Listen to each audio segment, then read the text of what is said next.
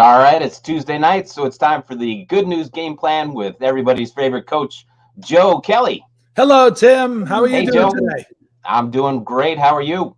Doing great. Another good news day, another good news crowd. It's a great time of year. It's the best time of year, isn't it? I think so. I would have to agree. So many lights and putting up the decorations and just the feeling, just the Christmas spirit that just comes over you, or the holiday spirit, depending on what you celebrate. It just kind of makes everyone start feel good about things. And I really like this time of year, even though I don't like the cold too much, but it really takes the edge off the cold and makes you get that sort of great feeling. So it's all good. So Tim, you got any good news, Greenwich good news going on your way? Uh, it's all good, but the avenue looks fantastic. I was down picking up my girls off the avenue. The weather, we've been lucky with the weather, but the avenue looks just spectacular. I know we did a light show last year with our friends who put all those lights up. If they've done the same efforts this year, we've got to have them back. Well, I think they did more this year because Yeah, I know absolutely. for some Absolutely. for some reason, I don't know how it happened, but some years ago, they kind of took the atmosphere away from Greenwich Avenue and didn't put the lights up. And I guess everyone was looking for somebody else to be the catalyst to get it going. But holy smokes, whatever catalyst kicked in now, we're on Christmas lights or holiday lights on steroids on Greenwich Avenue. It's Yeah, great. It's perfect. it's magical, quite I also magical. It noticed, really. Tim, what was quite good was even driving around the neighborhoods and stuff. I think it's kind of unique that I'm seeing more holiday decorations than I think I've ever seen before driving around the streets. So I think it's just the spirit of everybody just really kicking in here.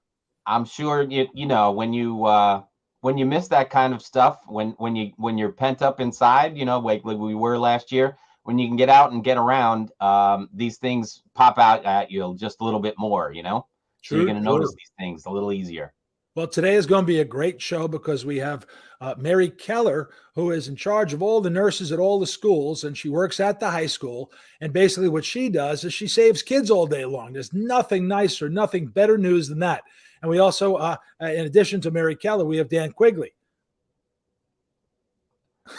Good to have Mary on. I'm just teasing on Dan because Mary just does so much great stuff. So why don't we bring Mary on? Then we'll bring Dan on after Mary. But we're just kind of teasing Dan a little bit. Hi, Mary. How are you?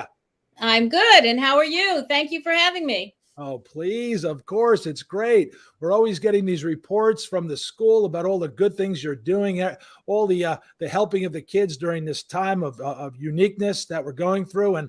And everything leads to the fact that we're all looking at you for guidance and help. All the kids are looking for something to decide which is the right direction to go. But Mary, thank you for all you're doing. It's tremendous. You're just fighting the fight. You've got, I think you described to me that you have almost 20 nurses working for you, and each of these nurses, one in each of the schools, and you have 3 at the high school. And with that army of people, you're just looking after the well-being of kids. So tell me about your busy day and what's going on. A day in the life of Mary Keller saving the kids.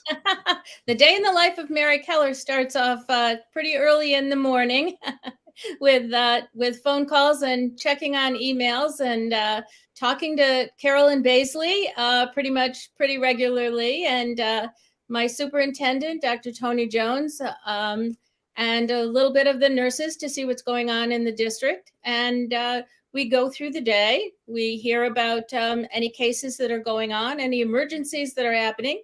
Nursing does go on. The school, health office continues even through COVID. And we do a little bit of contact tracing during the day. I have to say, while we're on the topic, a big thank you to everyone. This is not just me. My name may go on the letters, but I want to thank the superintendent, who is just phenomenal. My nursing staff, of course, the custodians who clean and make everything, healthier and safer and hygienically just fantastic for the whole school and the children. And then I want to thank the parents and the children in Greenwich who have been phenomenal. I couldn't be more proud of the students and the way they have responded, the way they behave, how good they are with their masks and their social distancing, and the parents who are so understanding for what has been such a challenging 2 years. And it continues. we have been really quite successful in Greenwich with keeping our in-school transmission down. This year, we've been very successful in lowering the number of quarantines that we have every day. And, things are, the horizon looks good. It's slowly but surely, we might be getting there. Well, Mary, you're just a warrior when it comes to battling this, because who would have knew early on that this would have lasted as long as it had? But right away, you and your staff, led by you, of course, when there was a challenge, when some kid might have said they're sick, when some kid thought they might have COVID, might be sick, all of these challenges of just not actually just the planning stuff that you guys do and understanding how to approach these things, but also face to face with these kids walking in the door that could actually be carrying a contagious disease that could be harmful to you and your staff. But there was no backing down. You guys were warriors, stepping up, treating these kids, handling them, instructing them what to do. I mean, there's not enough words that we could say to appreciate what you're doing. I wish we could somehow have a parade and have some recognition for you guys, but it's so behind the scenes, and I'm getting all the information of what's going on because of the position I have. But I wish the community would really understand that. So thank you very much for what you do. Tim, what do you think about what Mary's doing here? Oh, it's not an easy job, and I'm sure it's a thankless job. I know there's a lot of, I won't say there's a lot of people, but there's some people out there that have dissenting opinions, and so it makes your job very difficult. But obviously, it's children's safety first. But we're all looking for the light at the end of the tunnel, and I'm sure we're going to see it from you first. Hopefully. Yes. I'm probably looking harder than most people for that light. I have to admit, but it's a challenging job, but it's so rewarding. I have always been with children. My background is at children's hospitals, so I've always been around children and families. I find it very rewarding. I understand that when people are anxious, and this is certainly, produces a lot of anxiety in the community and frustration and fear, that they're not always going to be, it's not always going to be easy to deal with them. But that's what we do. We're nurses. We work with people when they're, kind of at their worst. And so we try and help them understand. We try and relieve the anxiety, and we try and keep the children safe. And that's the most important thing, keeping the children safe.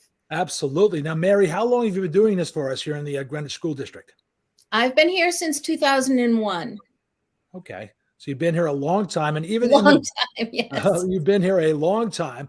Even in the best of times, kids can be something of a petri dish of colds and flu and anything you could possibly imagine. So even navigating the situation when you started out back in 2001, you said you started here. Even back in 2001, it was still somewhat challenging. But for you, after all this time, to keep the positive attitude you have after going through the last 2 years we just went through, it's very impressive. And thank you once again for having that positive attitude. But Mary, tell me now, since you've been with us since 2001, which was a 20-year run, give us a little background about yourself. Where'd you grow up? Something about what you did when you were younger. Bring us through a little bit about your school, because we like to get to know the people who come on the show, because a lot of times you don't get to talk about these things. So we try to get people to know the people in their community who are doing such good. Well, I grew up in Ithaca, New York, home of Cornell University. I came from a big Irish Catholic family up there. And I feel like my family was the village that raised me and helped me to become the person that I have become. We were all helpful of one another. We all joined together. I had 5 aunts and uncles. My mom was a single mom, so I learned from my aunts and uncles how to come together, and we all helped each other out. I had 32 first cousins, so it was a big family, and I have wonderful memories of my childhood. I came to New York in the late 70s to go to Columbia University School of Nursing. Right out of nursing school, I walked across the street to Columbia Presbyterian and worked in the neonatal intensive care unit there for 10 years and kind of went up through the ranks, got my master's degree in public health. And I like to point out that I got my master's in public health thinking, well, it's sort of a broad kind of degree, and someday it may help me. And of course, here we are in the middle of a pandemic, and I only wish I had paid more attention to epidemiology than I did at the time. But nonetheless, I'm very grateful that that's what I actually got my degree in. I worked in the adolescent unit, hematology oncology, as well as the neonatal intensive care unit. I worked in administration for a little while. And eventually we moved to Greenwich, and the commute was a little hard. And I had small children, and someone suggested to me that I become a school nurse. And I was like, And I wasn't quite so sure, but what a great career move that was. It was great. And you have a great reputation for your 20 years, and it's just fantastic. But not only do you not only do you save all our kids during this time of crisis, but basically you're also involved in town politics as well. Now, you had pointed out that you were in our discussion yesterday that you're a member of the RTM. Now, is that something new for you, or is that something you've done for some time? This was something that I had never thought I would do. I had friends that encouraged me, and I, ran and was elected. And this is now my third term, and I enjoy it very much. I find that I have a better connection to the community. I know a little bit more about what's going on and have a better understanding of, the community that I work in. I couldn't think of a better person to serve on the RTM, making these decisions on such a variety of topics than yourself, because of your unique perspective. So thank you for that.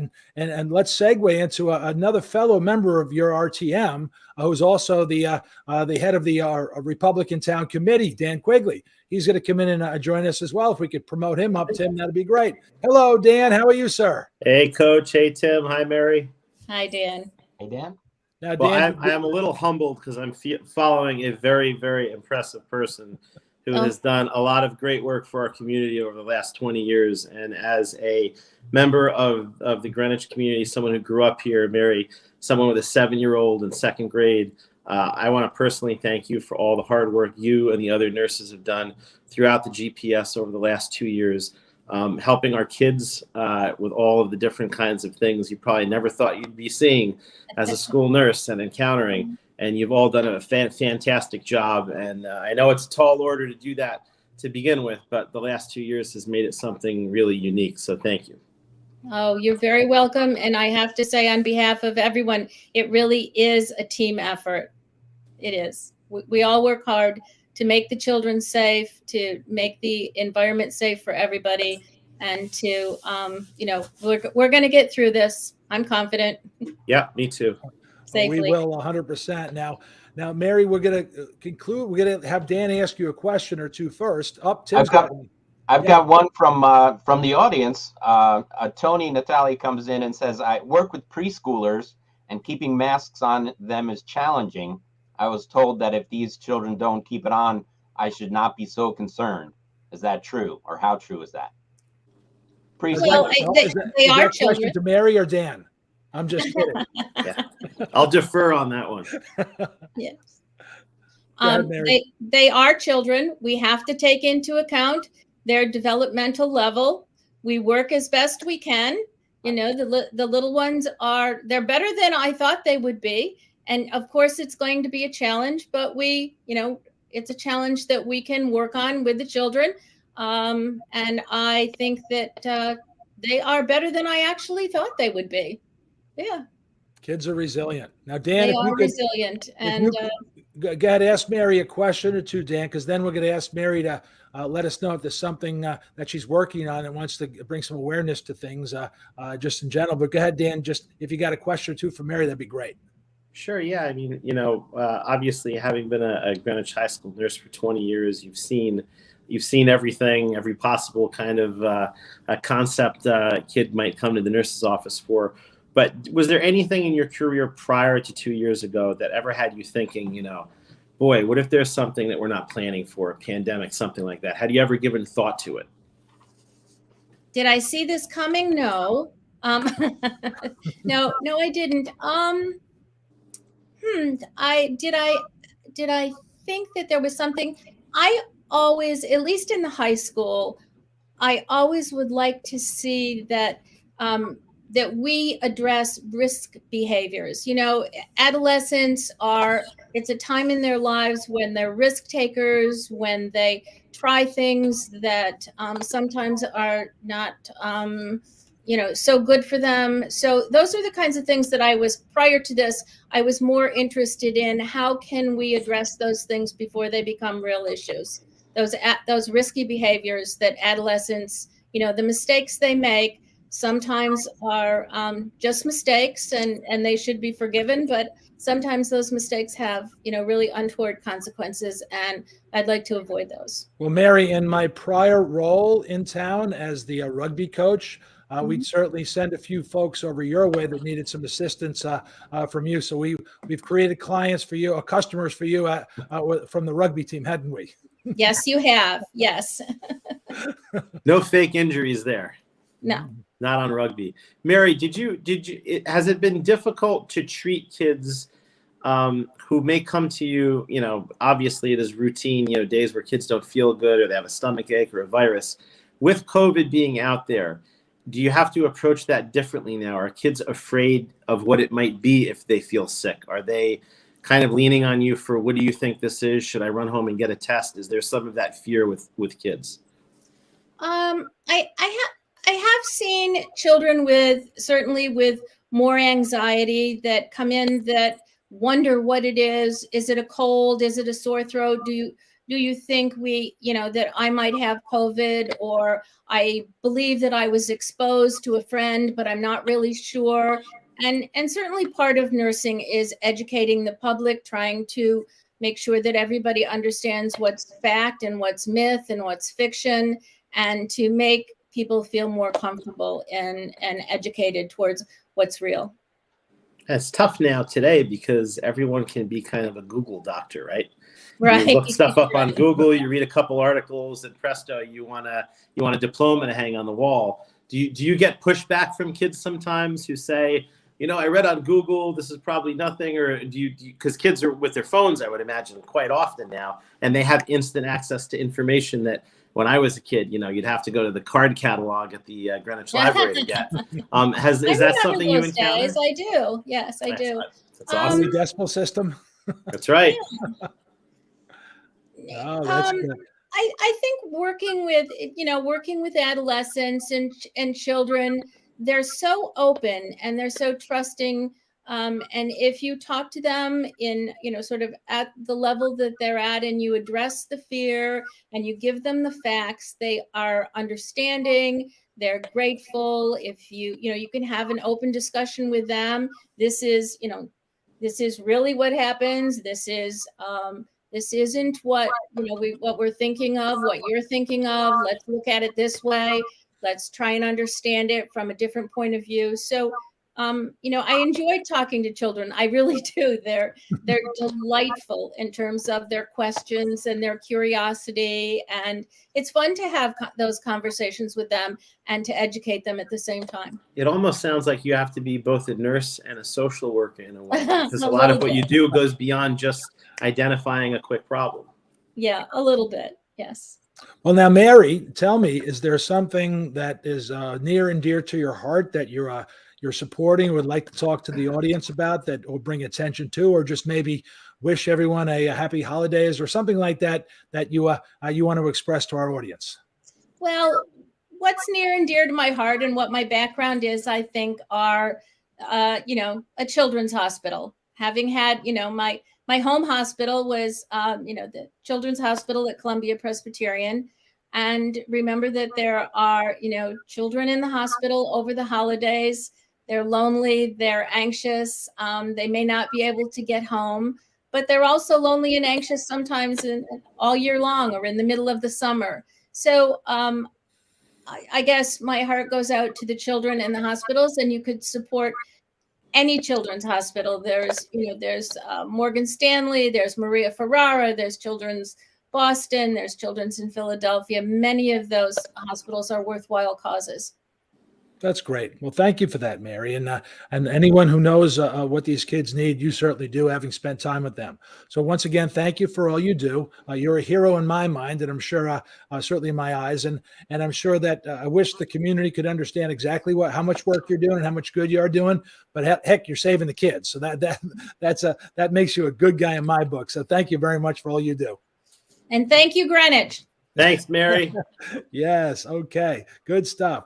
Now we have Dan Quigley. Dan, how are you, Dan? I'm hanging in there, Coach. You cannot be in a bad mood this time of year. I mean, this is the time of year for your show. This is like the ratings sweep season for the Joe Kelly Good News Show. I'm telling you, this is the best. I'm bubbling over with happiness. This is all good. This is the time of year.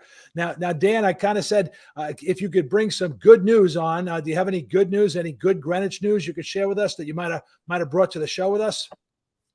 Could you repeat that, Coach? Do you have any good news? I did. So Tim kind of stole my thunder a little bit when he came on in his pre-remarks, which is not his fault. But we live downtown, and we are right off Greenwich Avenue. And you were mentioning this too. I'm so impressed by the decorations and the community spirit and the holiday spirit you see in Greenwich this year. We see the lights from our apartment. And I know the Greenwich Community Project Fund was the team that put that together. And I totally agree with you, Coach. I think they went like the extra yard this year to put an extra few strands of lights on every branch and make sure everything looked fantastic. There's nothing like driving down Greenwich Avenue at night or walking down the avenue at night at this time of year with the lights out and all the decorations and all the stores. It's, not quite Fifth Avenue, but it really has a special feel to it.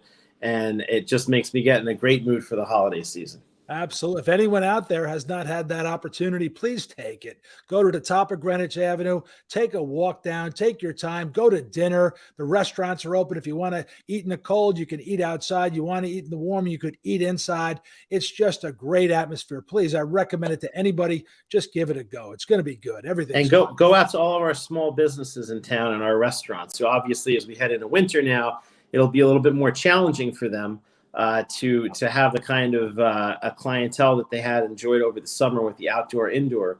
But go out there, shop locally if you can. I know Amazon is so easy, but with all the supply chain issues this year, picking up something at a store that you can put in a box and have in your hand and walk out with is maybe a little bit quicker and easier and safer than ordering it online and waiting to see if you get it on Christmas morning. These are, of course, the non-Santa presents.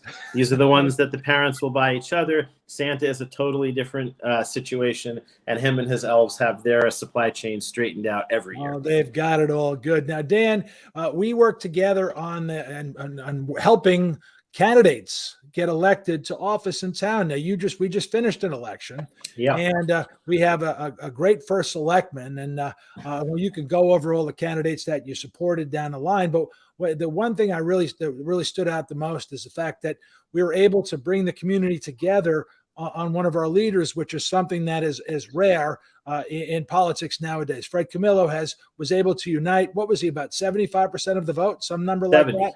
70% of the vote.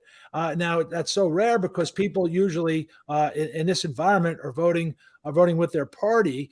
Now it's okay to be a team member and support your team, but this fella stood out so well, and you helped present him to the community. Tell us what you did in the last in the November election and what led up to that, and what you're involved in doing so, because you were certainly very active, weren't you? It's been ever since late July, when Alex Kasser stepped down from her position as state senator in the 36th district, right up until a few weeks ago.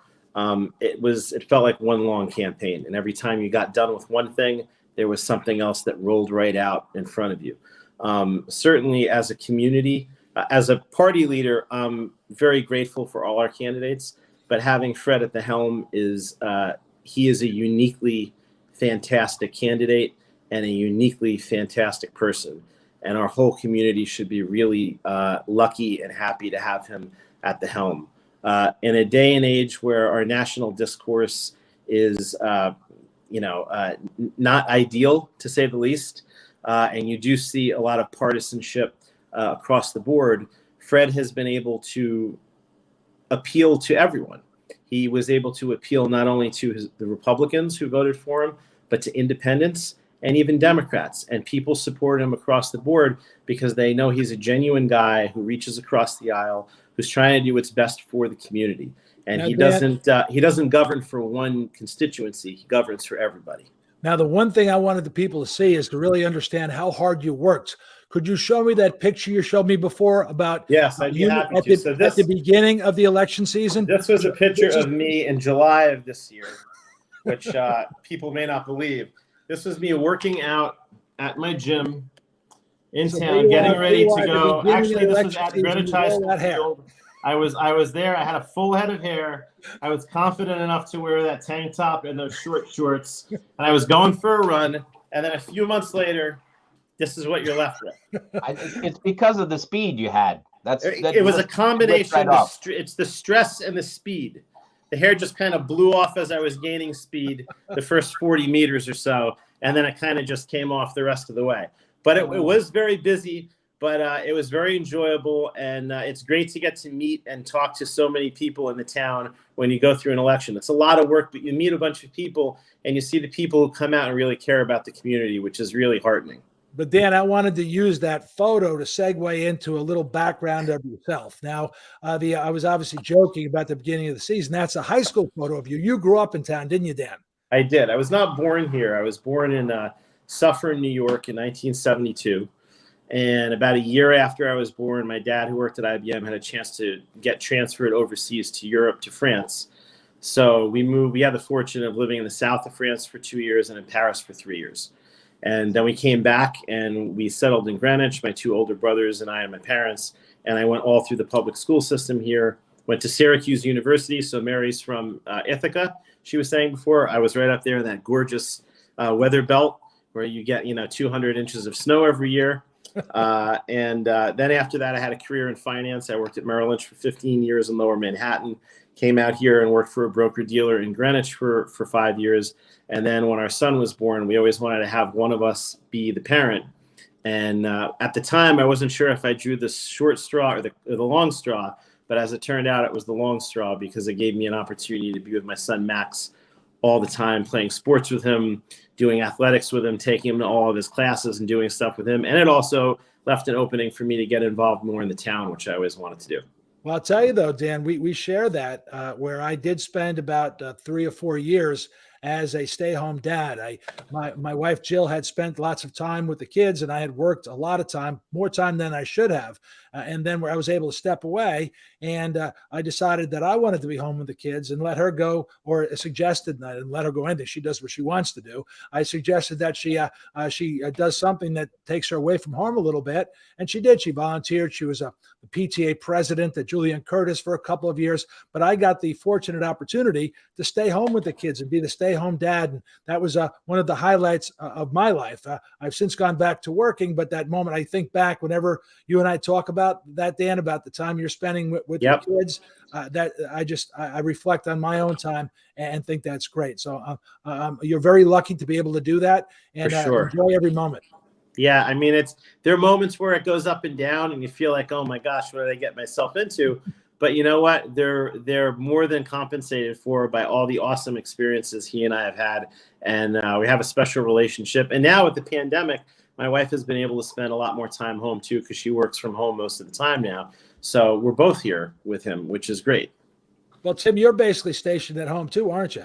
I am. I'm just as lucky, to spend so much time with the kids. It is great. So that is always a special time, and I'm sure, Joe, you were really told to come home and knock out.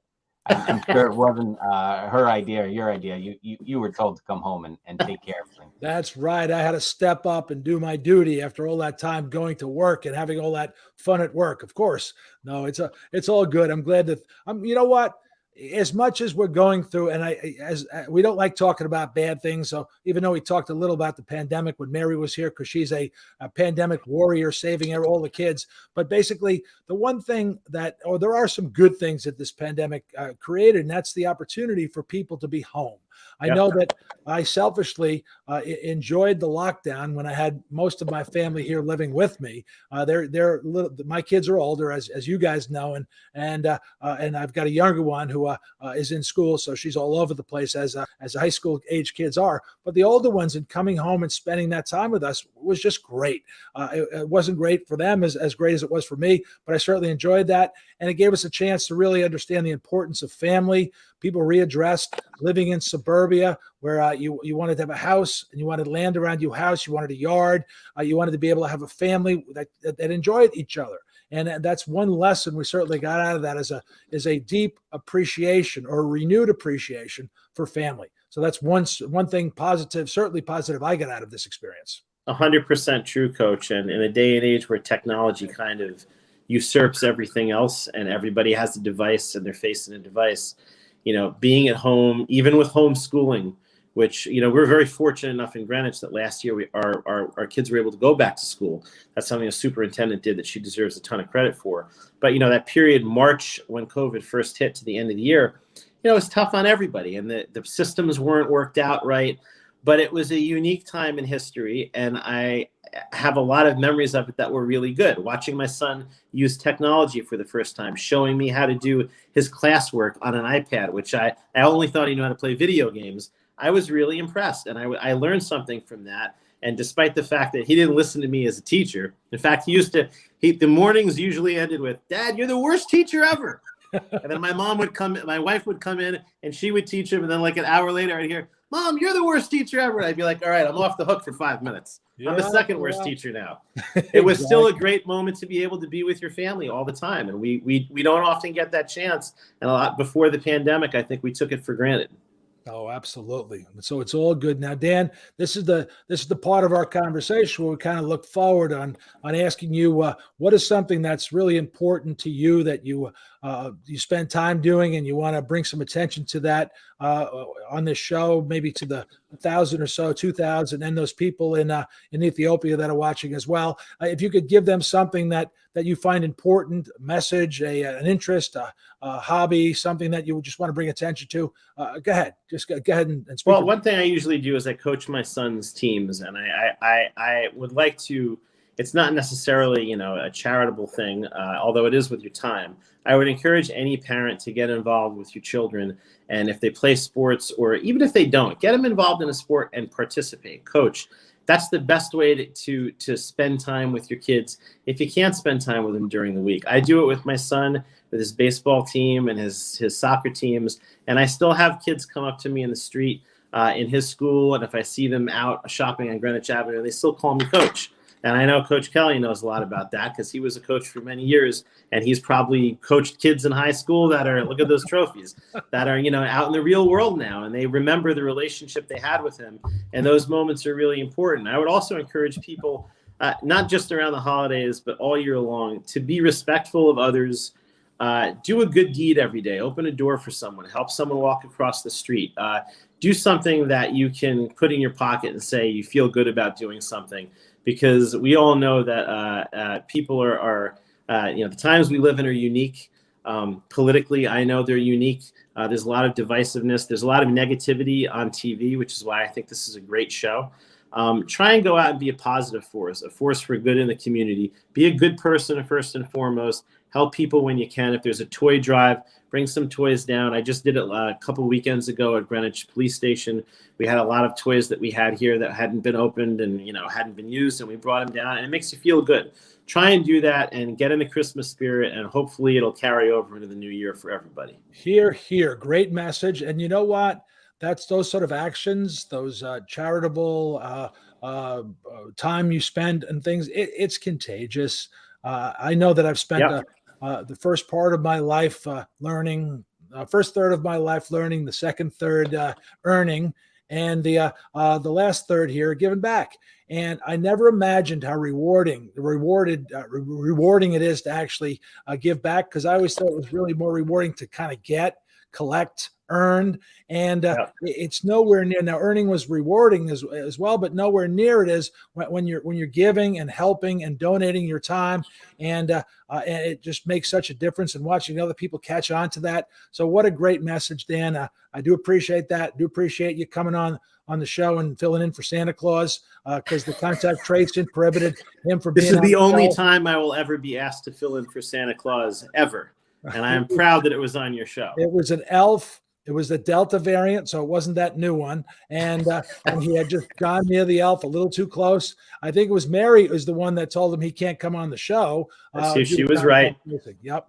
She was right. Mary's still here. We can bring her back in, say, to sign us off. I'll bring her in. Oh, but great. I had one quick. I didn't get a chance to ask Dan this because I'm sure he watched last week's show, and I just wanted to know how riveting it was to watch the transition from Carm to Jackie in the clerk's office, and the whole clerk show that we had was just amazing. So well, it was funny. It was fun. I did that? get a chance to see that last week, and it was riveting. I had my 3D glasses on. It was even cooler in 3D. If you know this, Coach, if you wear 3D glasses and watch your show, it is actually in 3D. Oh, I didn't know that. I was fortunate last night. I don't know if Mary went to the RTM meeting last night, but they had a really, really nice send-off for Carm last night, Yes. Which Alexis Vulgaris organized, and Selectwoman Rabin and First Selectman Camilla presented her with some really nice things, as well as Tom Byrne as well, who was leaving as the moderator, and he's done an incredible job. I mean, for people who have been involved in the RTM and in the town for 25 years, that's the only town clerk and moderator they've ever known. I mean, when I see Tom Byrne downtown without the podium, I almost don't recognize him. I told him we have to get him a Segway that's shaped like a podium so he can ride it around town and everyone will know it's him. Well, is it true he's now going to be a DJ because of the music selection? It's very possible. I mean, I still think Alexis is making the musical choices. I mean, I know she's a big record buff and she's got a big record collection. It's possible if we see Tom Byrne pop up as a DJ, well, look at the guy who runs Goldman Sachs, right? He's a DJ. If he can do it, Tom can. Absolutely. Good point. Good point. And Tim, any concluding remarks? Because we always count on Tim to give us the conclusion, usually words of wisdom, usually something very clever to add and just kind of dump on us. Go ahead, Tim, give it to us. No, I'm just going to say that we're very blessed to have these holidays and as beautiful a town that we have. So I just want everybody to be as merry as possible and enjoy. And just reiterate what Dan said was, just to reach out and be a little nicer. Whatever you can do anytime this season is always welcome. Mary, thank you. Dan, thank you. Thank you. Merry Christmas to everyone. Merry Christmas and Happy New Year. Holidays, Happy New Year, all that stuff. So everyone's going to be happy and merry. So it's all good. There's your Christmas tree. Very nice. Very good. All right. And we have poinsettias. We have poinsettias there, Mary? Yes, we do. Poinsettias, of course. Nice. Tim and I let you guys Christmas down, although I have my Christmas sweater on. It is. Notice that, yes. There you go. And Tim, do you have any Christmas hats or anything you could red do? brick? No, nothing. Everything's down in the main room. So I believe what you're saying now is bah humbug, isn't it? No. I've got it all out front. And then it all has to go back in the basement in a couple of weeks, right? Okay. Right. Thank you, everybody. Merry Christmas, right. Happy New Year, Happy Holidays, all that sort of stuff. See you guys. Bye-bye. Thanks, Take care, guys.